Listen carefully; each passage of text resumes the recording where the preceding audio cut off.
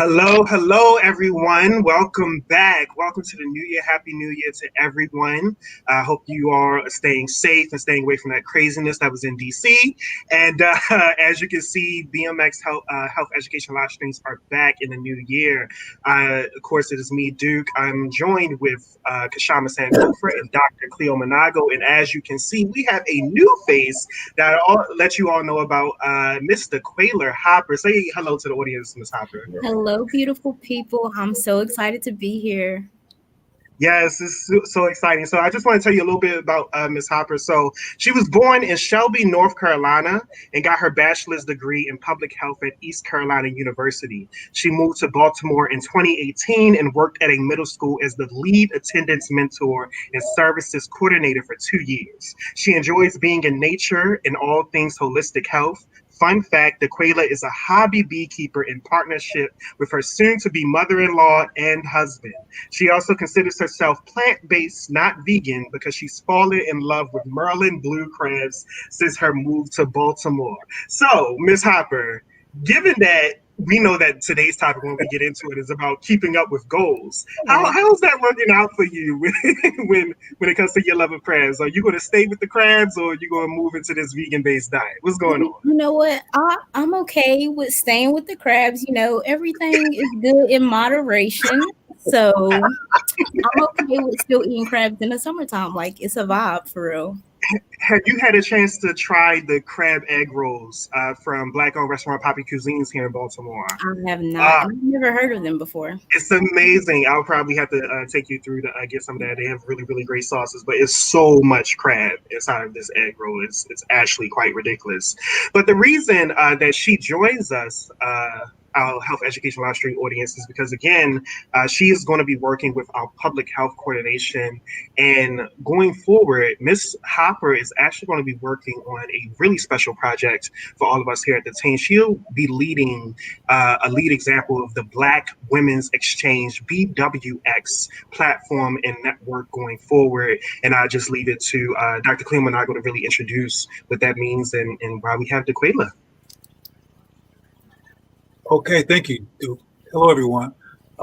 Question before I go on: did anyone else's feed get strange there for a minute while people was talking, or just mine? No, I think it was just yours. Yeah, I didn't Okay, good. anything. Yeah. That's fine. It was just mine. That everybody heard what you said, Duke.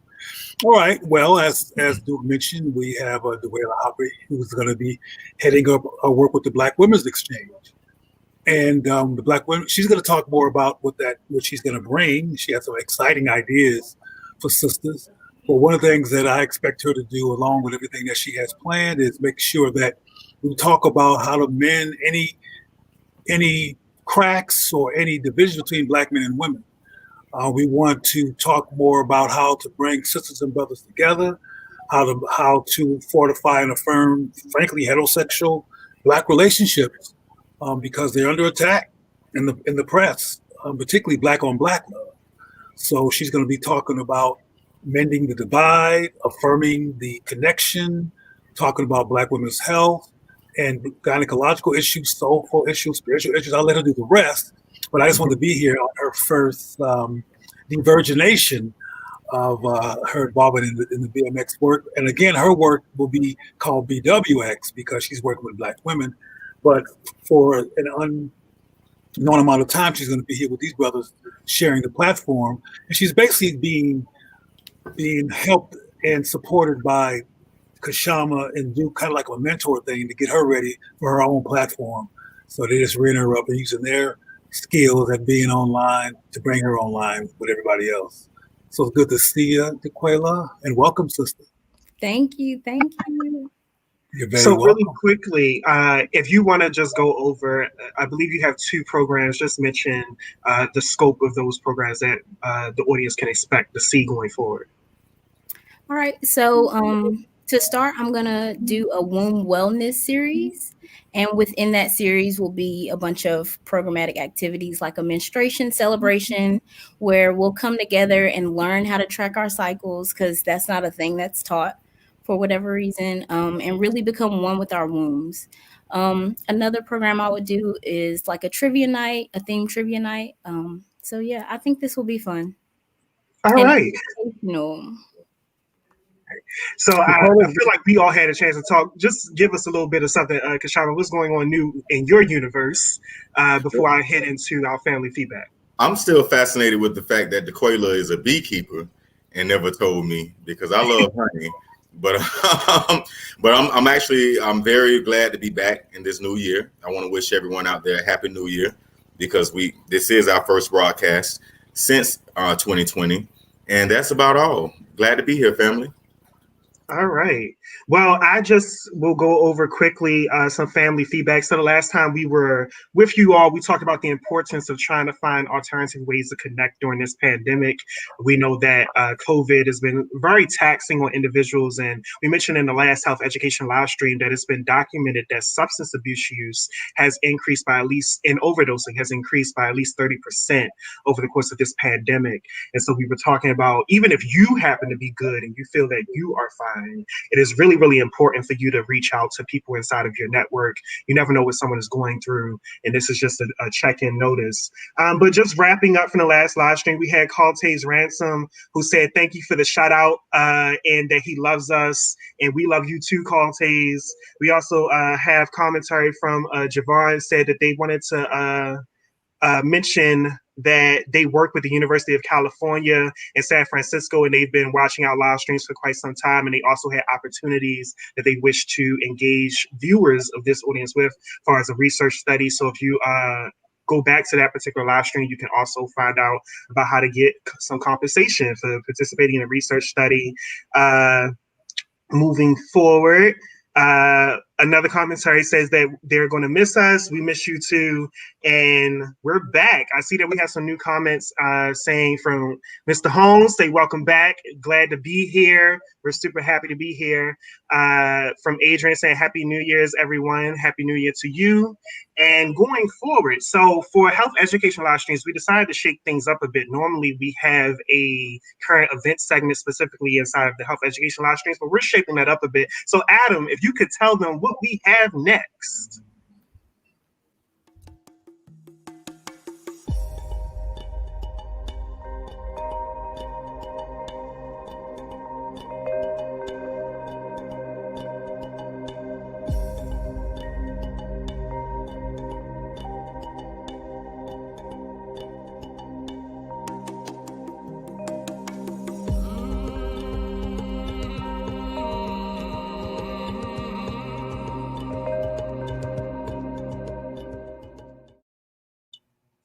All right. So what we decided to go forward with is, because this is health education live streams and we have an engaged audience, we've decided that it would be best to, all the recommendations that we get in our comment sections that we don't have the time to highlight at every session or every live stream, we would love to make a segment dedicated to these wonderful suggestions that people make. And so we started off with Medical Apartheid, book created in 2007 by a wonderful author by the name of Harriet A. Washington. Just really quickly, the book is divided into three parts. The first is about the cultural memory of medical experimentation. The second examines recent cases of medical abuse in research. And while the last addresses the complex relationship between racism and medicine. It examines well-known medical experimentation like the Tuskegee experiment, but she also goes into experimentation in Africa that led way into the colonization of African Americans inside this book as well. And so it's very,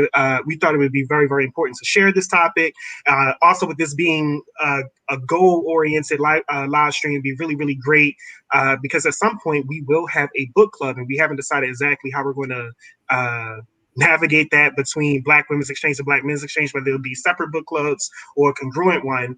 But there will be a book club, and we would love if people can just start diving into some of these topics and suggestions. As you also saw, and I don't know if Adam has it prepared already, we have a community number. This community number means that any one of you can text this number and sign up to be part of our community, where you can get direct messaging and updates here from the Health Education live stream staff. Also, this community number is also used with other programs, so you will be updated every time that programs in which Dr. Cleo Manago, DeQuela Hopper, Kashama Sankofa, and myself are involved. You can be updated. You can text this number with suggestions, commentary, things that you want to be seen during the live streams. That number is 410-826-6264. All right, so I think we're good with the housekeeping, everyone. So today's topic is gold digging. And I don't know about you all, 2020 was quite an interesting year. I wasn't upset at anything, but I definitely recognized the travesty of a year it was. But going into 2021, the idea is always, what's next? What are people going to be making part of their mission statements for themselves going into the new year? And so if any of you have any goals that you wish to share, that would be great.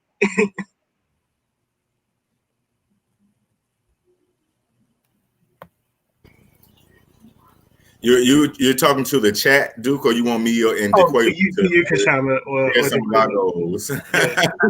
Well, I'm really focusing a lot on finances this year, which I'm sure we all focus on finances every year because we have bills, but I'm focusing more on investing and growing because there's a lot of wealth being transferred in 2021, as well as continuing on my health journey. I would like to think that 2020 kind of set me back a little bit. Being stuck in the house, I tended to, eat some things that I try to normally stay away from. Ate a little bit more cheese than normal. These holidays came around in the deep South with my family. I pinched off a little piece of pork. Yeah, I know. I'm just laying it all out, DeQuela. This is I'm today, you said pork? Yeah, I tasted a piece of that honey baked ham. Okay. So I think more of just getting back consistent to a place of consistency where I was before 2020, as well as, like I said, finances and investing, looking for more opportunities and looking how I can take advantage of a lot of the volatility that's in this economy right now. All right. Before one of you go, we also have a Hakeem Sharp, and I believe this is a new name. They said that they're trying to get into graduate school. Shout out in vibe and energy for that. And they say with a focus on music theory and composition. I'm very excited about that. It's important for more Black people to be inside of the structural parts of music. Indeed. Any goals that either you two would like to share for this year before we hit into the topic? Yes. So I want to focus more on my health. Like Kashama said, 2020 kind of set me back a little bit. But I'm trying to get back into yoga, back into going on hikes and eating healthy. And I'm actually going to do a Sacred Woman journey. If you've ever heard of the book Sacred Woman by Queen Afua, it's basically like a journey to womanly enlightenment. And so I'll be starting that on my birthday. So I'm excited for that. Okay. How about you, Dr. Manago? We know that retirement is the number one goal, but what's something else that you want to accomplish this year? I don't have any particular goals this year except to keep my mental health. To not allow myself to finally get to the point of, let me put it like this, and you all will find out about this one day. When you get older, I used to see grumpy old men and go, "Why are you a grumpy old man?" I get it now. I get grumpy old man syndrome, particularly when you are so-called conscious old man, and it's difficult not to cuss out ignorant people, which should be a nonstop routine of cussing. So I'm going to watch myself and remain a peaceful, calm spirit and not let myself go into, full-fledged grumpy. Because I'll close with this in terms of contextualizing my speech or whatever. Everybody's acting like racism just happened and that Trump is doing some new stuff. He's doing some new things with some old stuff. Like they have never done the White House like this before, but it ain't nothing new. And white people have been acting crazy and having an issue with manifest destiny, psychopathology all of my life. and it was getting on my nerves. Like I'm like, oh my God, did you see what they're doing? And these are people who watch TV every day, which is one of the most racist vehicles in this country. TV is racist. Try to find a black love story on TV. You can't hardly. You could find one or two, but that's racism before Trump. So we just got blessed with Sylvie's Love, thankfully. Thank you. Yeah. I wish there was a little more dark skinned people in it, but it was a good love story. I'm looking forward to seeing that. Actually, I haven't seen it yet. Yeah, it's gotten rave reviews. In fact, I saw one article that said that years of traumatic Black love stories did not prepare them for the normalcy of Sylvie's Love, and so that was a really impactful headline. I didn't even get to read the article, but just that headline stuck out to me. So for me, myself, I am focused on a little bit of weight loss because the pandemic definitely caught up with me in ways that I was not expecting. I just haven't been out there. I haven't been able to move, y'all. So things have picked up in places that I don't want to be picked up. That's a pretty top tier goal, and also just diving more into my talents. I have a lot of projects lined up for this year, so I just want to start knocking some of those things down in my personal life, and so you will probably see some of them going forward. The importance of today, though, with goal digging, creating behaviors for success is I have found year after year, and not only with myself, but with friend circles, associates, individuals will come up with these grandiose plans in order to change their life with this idea that January 1st of whatever year will change them. And so I had to, and all of us have to extent worked with clients when it comes to mental health, behavioral health of some sort, us being member service navigators, Dr. Manago also being a licensed therapist. These kinds of things pop up where individuals will create these grandiose plans and have no idea how to accomplish them. And the moment that they fail, because failure happens, they become halted and stunted in their growth and they do not move forward. And so I wanted to come today with some suggestions and some ideas on how you can reverse that particular behavior and move forward from wherever you happen to stunt and stop from. I had a friend who was going through a lot of things one year, and they just kept talking about how January 1st. And much like the year 2020 into 2021, the day does not change the energy or the vibe or the universe that you've been navigating with up until that point, right? And what I said to them, I said, if tomorrow doesn't change you, then neither will January 1st, right? Because you have to have that intentionality, and we talk about this before the holiday season, about having that self-determination to really make some things happen. And so as a member service navigator, some situations that I've ran into is we are informed in our training that if we are helping a client, for instance, be in recovery from a particular substance abuser, be in recovery. If they happen to relapse and happen to use that particular substance when they were supposed to be in recovery, the number one thing for an accountability partner, as well as for that individual, is to separate themselves from shame. And the science behind this is that if you have attached shame to your behavior, then you are now attached to that behavior. It's now your crutch. You cannot move forward because you're consistently thinking about how you messed up, and you are not allowed the peace and to grow or the encouragement to grow because everyone is attaching you to shame. And so you say, well, if people keep saying this about me, then it must be true. And so therefore, you start to believe these negative spaces and vibes about you. Is there any any situations or circumstances where you all have witnessed that? Yeah, all the time, especially in substance abuse. People, when a setback oftentimes is looked at as you said failure, but sometimes setbacks are looked at as failures as opposed to setbacks. I've had the privilege of having to be disciplined in music for years and years and years growing up. That's why I started jumping when the brother said he was getting his degree in music theory.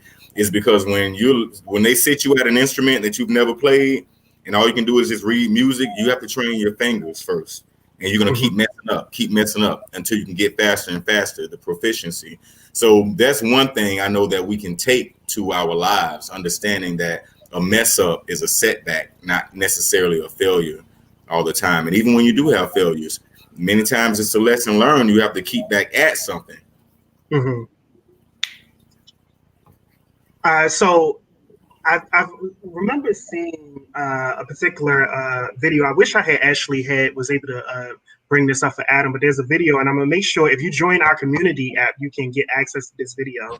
But they talked about the circle of depression when it comes to getting into new goals or new projects. Is that an individual will often start off saying that I want to get into this, and then the next step is that they realize that there's a bunch of challenges in order to accomplish this goal, and so they get stuck in a funk, and they're like, well, maybe I can't do this, because now they realize they have to work for it. And what they were, the particular presenter was stating in this example is that every time people get stuck in this particular moment, that is when their entire life trajectory is in a loop, because they'll wind up finding a new project to get attached to, realize there's challenges with that, and then fall into the funk of knowing that they have to work harder than they thought they did, because they had this ignorant, what he called a ignorant excitement about a new project or goal.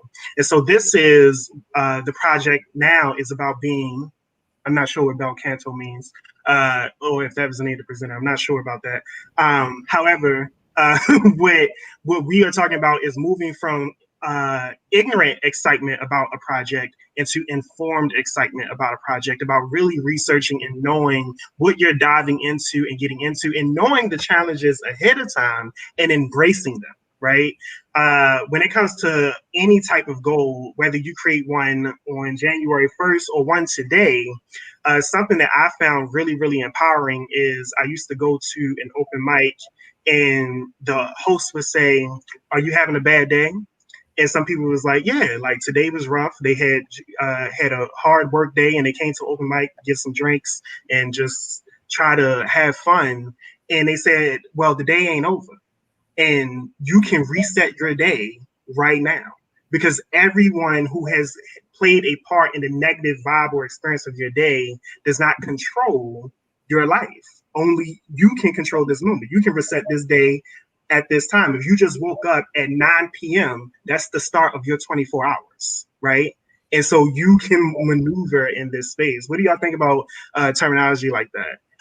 Do y'all think it can help with any clients that you all work with? Well, while they're thinking about it, bel canto means nice singer in Italian. I don't know why Omar telling y'all to sing nicely, but that's what bel canto means. Oh, okay. Bel canto. Yeah, one of them was talking about being an opera singer on the subject of music. But I think, well, I was gonna. What was your question again, Duke? I wanted to give DeQuayla a chance to jump in, because I know she probably has some experience around programmatic work. I was wondering, just in general, like what tactics or things that you find useful in changing the trajectory of someone's behaviors when it comes to accomplishing a goal? Like, how do you help to create behaviors for success in either your own personal life or when it comes to helping a client? Right. So first of all, we have to figure out what our true values are. What do we want to see in ourselves in the future? And then work from there. Even if it's just for 2 minutes a day. Say you have a craving for whatever drug that you're addicted to. If you can go into your body for just 2 minutes and say, "No, let me just wait. 2 minutes, 120 seconds. I can do this." That's harm reduction. And that's a step towards that person that you want to be. So just starting small is really where you should begin. I really like that, because that's definitely something, especially when it comes to, this is one for food with me, right? Like, I actually just posted about this. Y'all probably laugh. I said, this is me eating healthy. I'll order some salmon, some broccoli, and greens, and then a sweet potato pound cake on the side. But But I like what you just said about the 2 minutes, like that 2-minute pause and reflection, because oftentimes if we just give our space and opportunity to have patience and wait a little bit about our decision, we will have the influence and the goal to make the proper decision. It's always these I'm missing the word at the moment, but these impulse type buys that we have when it comes to certain things. So I really, really love that you said that. Mr. Williams said that's a fact. In addition, I like that as well, though. I just wanted to add something to that, because when you mentioned determining what your values are, I think that's very, very, very important for people to do. First, determine what your values are and what you want, what is important to you. I mean, that takes sometimes a little digging inside of yourselves, because sometimes we don't even know who we are, as opposed to who we've been told we are, or who we should be concluded that we are. The second thing I would say, not countering that, but to help supplement that, is to know your obstacles too, because a lot of times we don't really look at our obstacles for what they really are, and we will inflate them, or sometimes we will create obstacles based off of past traumatic experiences. So I try to always do family, friends, whomever come to me with a problem, when they start just going on and on and on and on, I definitely will stop and say, okay, wait. So what's exactly stopping, such and such and such, as opposed to what you think, or what might happen, or if you do this could happen, or they're probably gonna say this to me, or they're probably gonna say that if I try this. Hey, look, let's look at the real. All you can deal with is the real. So I'm glad that you did mention that, determining certain things, analyzing certain things before we can even create certain behaviors. We got to be able to actually come to a conclusion of what we need. Do either of you journal? I don't. I used in to. The past, not anymore. Yeah, same. Duke, please help an old brother out and repeat your question. Do either of you journal? No, the one that Daquela and Kashama. Oh, sure. What behaviors in your personal life? I understood that one. You just said that. Anyway, go on. No judgments. I just want to be compliant. But no, I was saying, what tactics have you incorporated in either your personal life or when you are working with a client in order to create a behavior pattern for success? Well, I believe that people become more clear the more they unpack what's in the way, or the more they become clear about what's in the way. But the first thing I do, because I'm very analytical, is I'll ask somebody, well, what do you value? What do you value? And sometimes they go into what I call disorienting dilemma, because if they're struggling, for example, with substance abuse, or with sexual addiction, or with self-hate, they will say, well, if it's a drug, I value crack, or if it's alcohol, I value alcohol. And I'll ask them, do you value alcohol, or do you value what the alcohol helps you not to remember? You value not remembering. Which one is it? And I can go on and on for a while, because this is part of the kind of work I do. But what I'm starting to do, I ask them by asking them, what are they not dealing with, and what is the alcohol and crack making them not have to deal with? Then they do some, that internal work. And what some people often find, depending on the person, is that what's haunting them is based on them having given credibility to some people who were more powerful than them at a certain part of their lives, who they would think about it now did not deserve that kind of credibility. And then they started reflecting on who was it that made them feel bad about being Black, about being a same-gender loving person, about being a woman or whatever.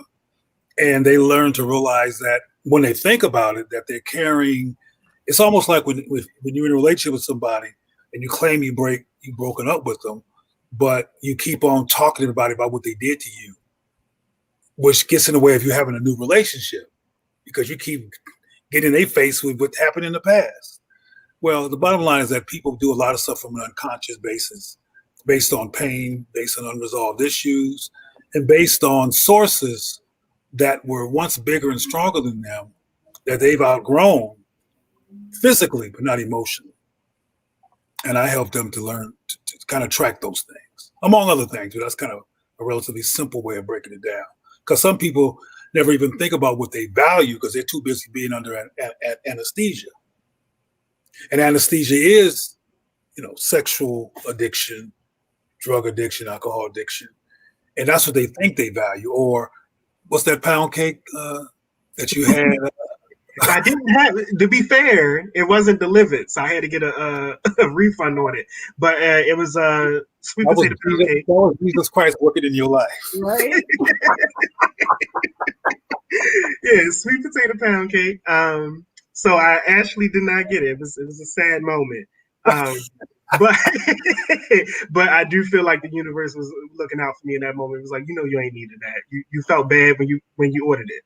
But the question I had asked just before that, and thank you, Dr. Manago, was about do any of you journal? And because the answers that you all gave, and this is especially important for anyone looking to accomplish any new task, what I have found extremely useful is journaling to a degree in some extent, right? So everything that you just mentioned about finding out your values, your purpose, and what hinders you, oftentimes we can articulate this. We have it in our minds. It's in the back of our head, sometimes subconsciously, and sometimes it is at the forefront of us consciously. But I have found for myself and with clients, when you journal this and put it in some type of physical format, as far as a paper or if you're typing it on a computer, when you are confronted with your values and your obstacles, you have a much more clear vision on how to operate in your values and avoid your obstacles, right? And so this is something I found is super important. I stumbled upon this by mistake because Facebook has the on this day notification and feature, right? And so what I had found was over the last 4 to 5 years, I was kind of getting in the same mood around the same month cycle every year after year after year. And I didn't have an understanding about this, but I just saw back. I was like, wow, I was talking about this on this day 2 years ago. And it was happening over and over again, right? And so once I had consolidated those particular posts and look at the journal, I was able to look at my life and be like, this happened because of, in this particular year, something didn't go through, and I have not dealt with it. And so every year after that, I will reflect on that moment subconsciously, and it was hindering me from accomplishing my new task and goals. So once I addressed that, it was just like fireworks. We were going. We are very familiar, and this stays true, is that people want to avoid the time cycle or the process that it takes to do a lot of this work. And there is no skipping the time investment when it comes to accomplishing a new task or figuring out a new behavioral goal.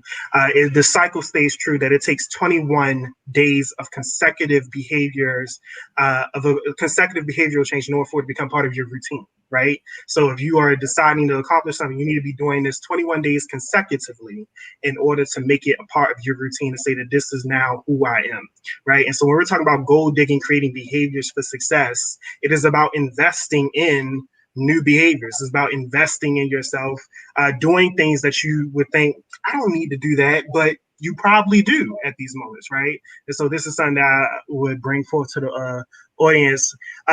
We have Omar Sankofa, who was agreeing with Dr. Naga, was talking about the self-perpetuating cycle.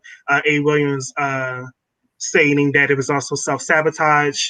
A. Williams mentioned it is so institutional that it's in our body, which is our constitutional institution. So it's very important for us to look at that.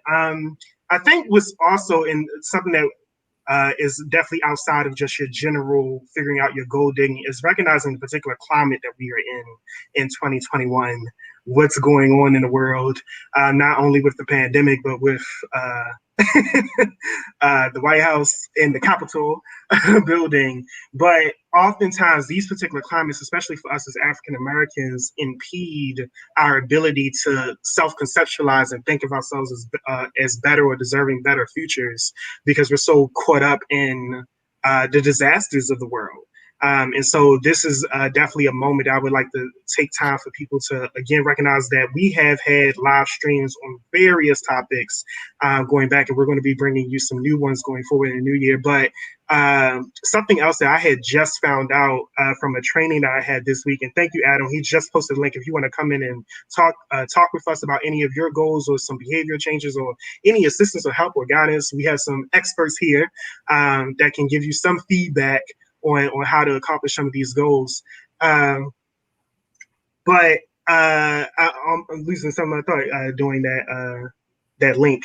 But I mentioned that we have various different topics that we accomplished over the course of the last year, and we got new ones coming up. Something I learned this week in the training is, did y'all know that when it comes to people, because we did a live stream on U equals U, which is becoming undetectable means that you're untransmittable when it comes to the HIV virus. Did you all know that individuals who are taking their daily regimen completely adherent to their particular regimen, if they are someone who is suffering from diabetes or has a high glucose level, that can impact the viral load of the antibodies in their system. So it can look like they're not taking their medicine. And so that was a new development that happened in the training I had this week. And so it had me thinking about how consistently, when we're looking at African Americans and the things that we are facing as a community when it comes to health, that even when we're dealing with HIV in the way that we're supposed to, because we are so we have not changed our diets, and we're kind of preconditioned to have this diabetes issue, that is also impacting our ability to recover from the HIV epidemic. Did y'all know about that? Did y'all hear about that? No, I didn't know. Yeah, so it happened. It blew my mind. And so it was a sister who talked about her journey to becoming undetectable and how she was undetectable for over 30 years. But she started to drink a lot more during this pandemic. And so her doctors called her up like, hey, are you still taking your medicine? And so that, like, because it was this whole new thing. And so she had to have a moment and reflect, and they determined that your sugar blood glucose level definitely impacts your ability to remain undetectable. So that's just something else for us to consider going forward. Again, if you want to join the conversation, that link is now live. A reminder that if you want to join our community or send feedback, and we may be able to do commentary from here, that number is 410. Sorry, I'm waiting for it to scroll. It's so slow. 826-6264. Omar mentioned that fasting insulin resistance is perhaps the #1 detriment to the immune system. Shout out to that. Adam McMahon said, what are some community goals that we should have? Do y'all want to tackle that? Well, before you guys start tackling that, I must go. I have a West Coast appointment, but I wanted to just say hi and be here for a minute. But I hope to hear more from DeQuayla tonight. I know that mind of hers is brilliant and full of thoughts, so please defer to her at more opportunities so we can hear from the sister, even though she's probably being shy because it's the first night. But come on, sister. You know what? This will probably be a great opportunity because Adam mentioning community goals. DeQuayla, why should more Black people get into beekeeping? Oh my goodness! Oh, it's such a rush when you get stung. Honestly, like it makes you feel alive. And I know that sounds weird. Mm-hmm. It's not weird, but that's okay because I'm weird. It reminds you that it's a lot out there and we don't know anything. Like, we don't know anything, but we can learn a lot from animals, and especially honeybees. They make honey from pollen. Like, what? That's insane to me. So, yeah. So you're really engaged in like just the natural process of cultivation and health and how the animal kingdom works, which is touching. What are some community goals that you think that we could be embracing, Kashama? Health and economics. And when I know that's not very specific, but that needs to be, our focus as a community.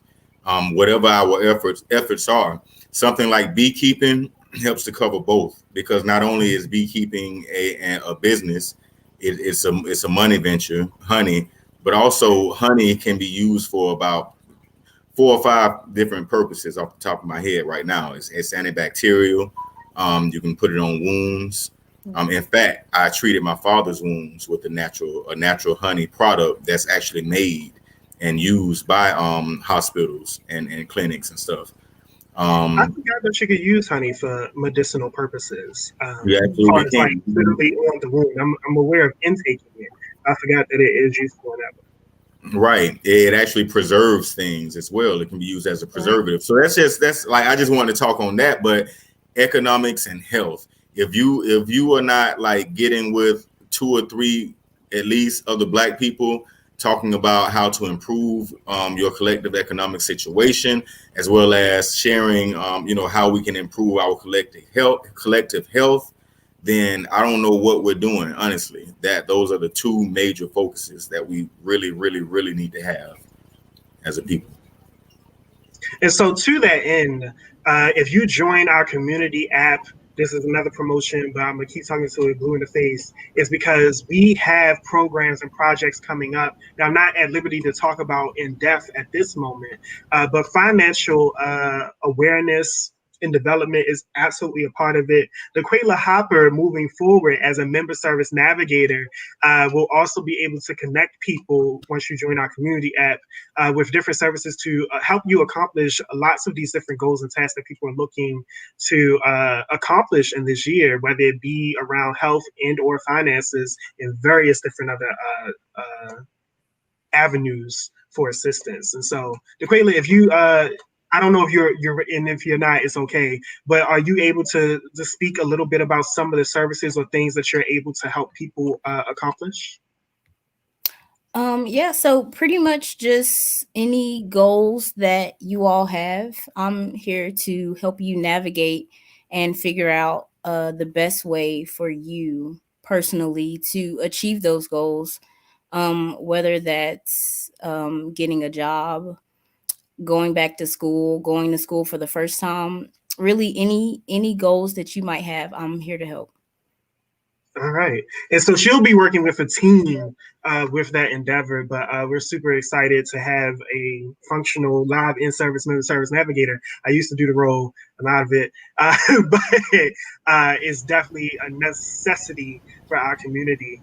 I don't see anyone joining our particular chat. And so just a heads up, if we don't have anyone come in within like the next 3 to 4 minutes, we're going to be preparing to wrap up for this particular live stream. In those 3-4 minutes, dude, I just want to share a tool that I think helps. It's a very general tool that helps in whatever your goals are, and it is consistency. Now, that, and I'll give you an example. I started reading a book called The 12 Steps to Enlightenment, right? And it's like a 300. It's a 12-month journey to enlightenment, right? Spiritual enlightenment. And the book starts out for, I guess, like the first chapter, teaching you a greeting to the sun at morning, at noon, in the evening, and at night, right? And after reading this, for about a month of doing this, it dawned on me, this book is not necessarily to teach you enlightenment, but to give you the tools to seek enlightenment, teaching you self-awareness, teaching you consistency. You know what I'm saying? So even when it comes to saving money, right? Yeah, you want to get your 401k, IRA, whatever it is. You want to get your, I'm into crypto these days. Woo! But one thing I noticed that gets you in the mindset of saving money, and every time I've done this, I've always been able to save money. Come home and take the change out of my pants, out of my pockets, and have a special jar or bucket to put it into, and just fill it up. That's not what you're saving, right?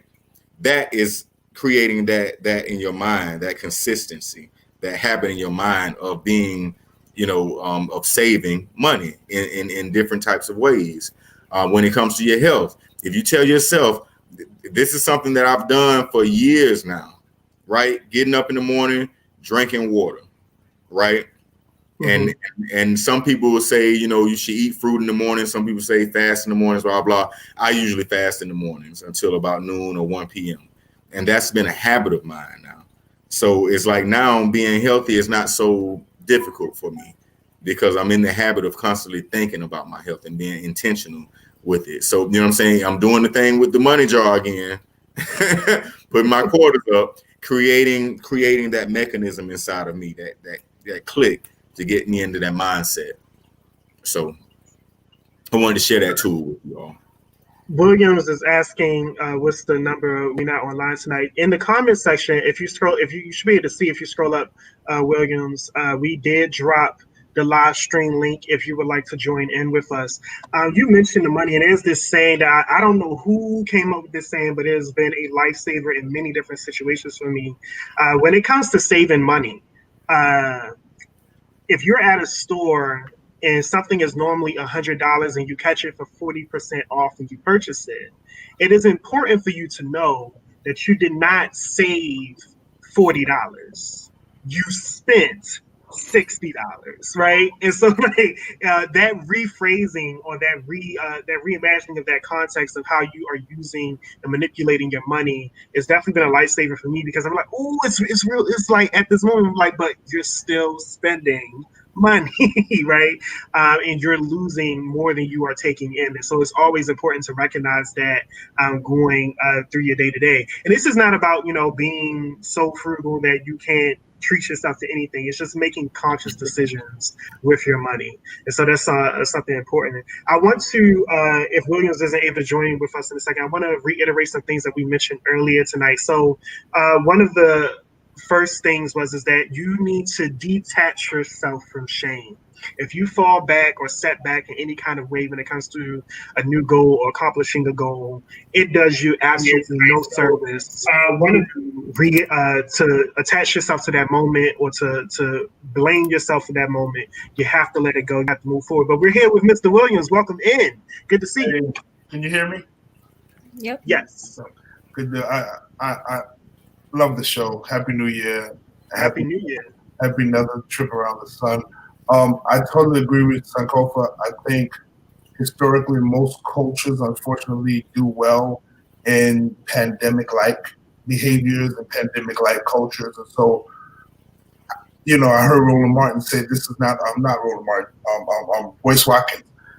It's not our fight. This whole DC Wednesday, it's unfortunately never our quote-unquote fight, but we're somehow always used as leverage to be on the sides, to get the votes, to, you know, go out, blah, blah, census numbers, and so it's unfortunate. But in the same breath, I think this is a pretty opportune time for collective efforts, group economics, you know, burying some hatchets, saying some prayers, and really conforming to the idea of, wow, if other cultures are able to excel, what the hell are we doing that they're not doing?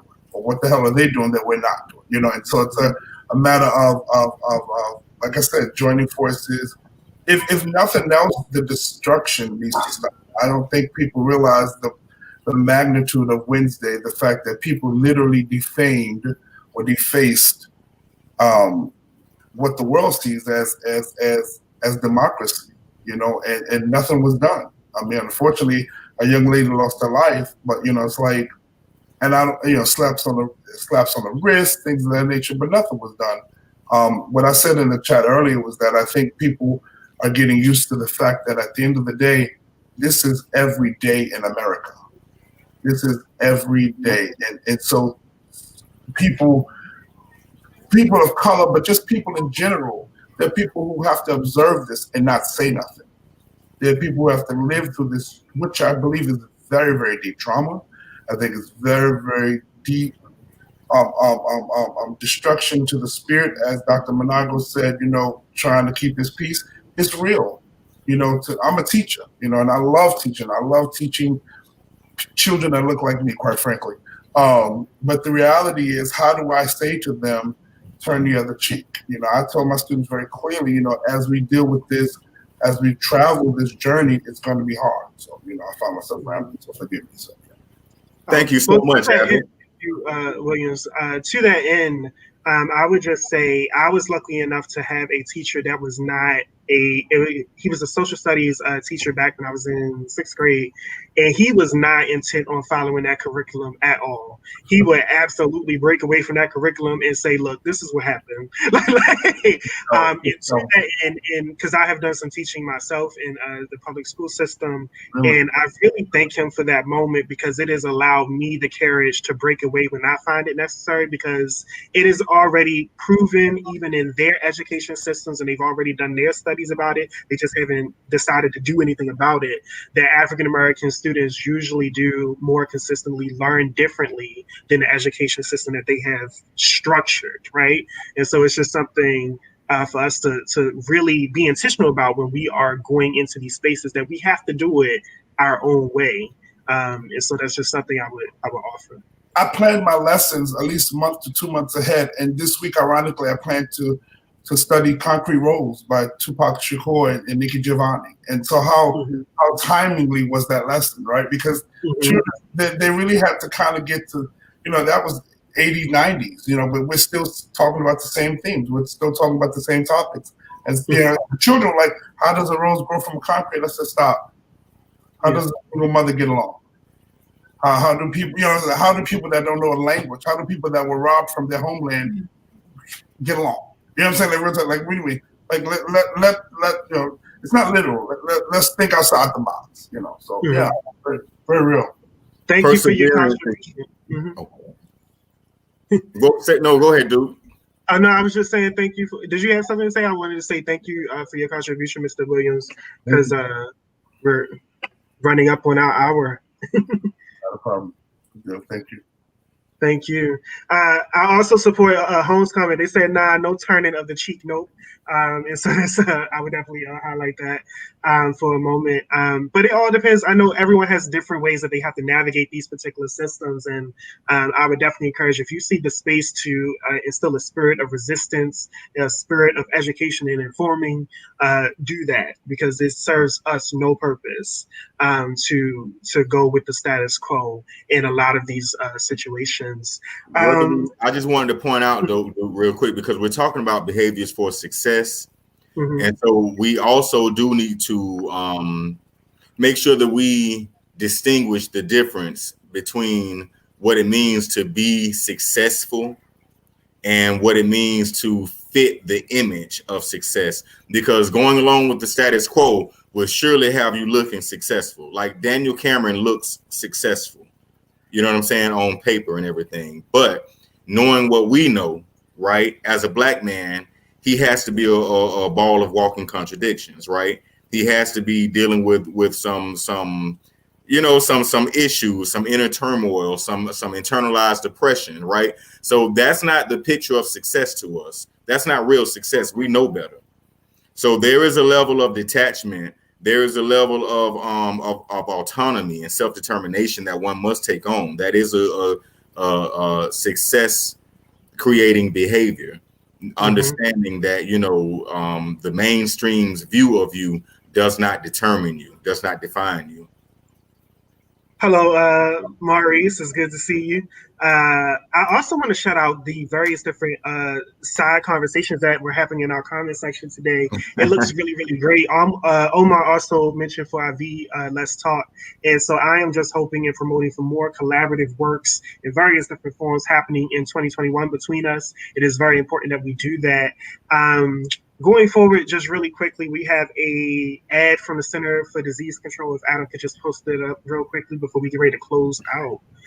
So this is the I'm Doing It campaign, testing for HIV. Jay Ellis mentioned that we need to throw away the stigma and fear about HIV testing. It's time we make HIV testing a part of our health routine. I actually want to take the moment to shout out to Baltimore in general, all the different leaders that have been working in the HIV field when it comes to Baltimore. And we know that there's various different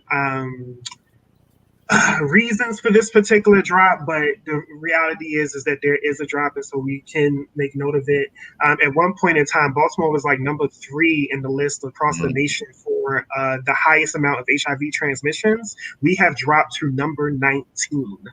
So we are no longer in the top 10. And so the hope and prayer is that it stays that way. And it continues to decline as it does for the rest of the country going forward, as we start to do more and more work around that particular issue in our community. Again, just found out this week that our preconditioning for diabetes increases our risk of not being able to control this particular disease. So it's a multifaceted, multi-layered issue when it comes to us. Again, our oh, okay, you ran that campaign for 1 year. Congrats.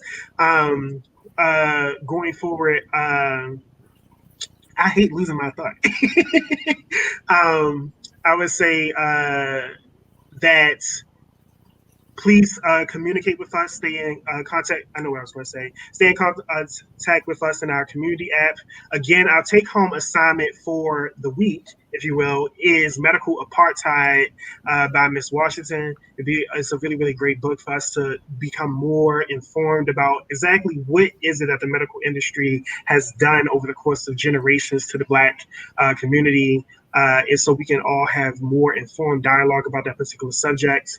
But with that being said, I am getting ready to sign off. Before we do our closing statements, please know that the ad will play for the next health education live stream right after this, so stay tuned to that.